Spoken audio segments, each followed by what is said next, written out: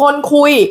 ดีไหมก็ดีแต่มันก็ดูนิ่งมันก็ไม่พัฒนาเนาะมันก็คือแบบคุยบ้างหายบ้างก็ได้แต่ทุกครั้งที่คุยมันเห็นว่าคุณมีความสุขแต่มันก็ยังมีความคลุมเครือเพราะมันเป็นไฮบริดเทสมันยังเป็นแฮงแมนมันแปลว่ามันยังขยับความสัมพันธ์อะไรไม่ได้เนาะมันยังแบบมีเหตุผลอะไรบางอย่างที่ทำให้ความสัมพันธ์อะเจอกันก็ดีนะแฮปปี้มีความสุขแต่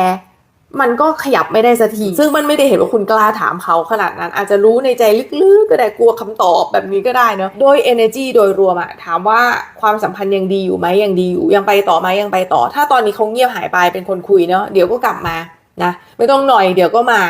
เนอะมันก็อาจจะมาไปแล้วแต่เขาอะไรเงี้ยว่าติดธุระบ้างอะไรบ้างหรือว่าอะไรยังไงเมื่อกี้ว่าคุณรู้เหตุผลนั้นอยู่แล้วแต่ว่าเขาจะยังไม่ได้ขาดจากคุณเดี๋ยวเขาก็กลับมานะคะนี่คนคุยถ้าเงียบไปจะกลับมา ถ้าคุยกันอยู่แล้วมันก็เนิบๆไปเรื่อยๆแต่ไม่ได้ทะเลาะกันมันดีแต่แค่ยังไม่พัฒนาเท่านั้นเอง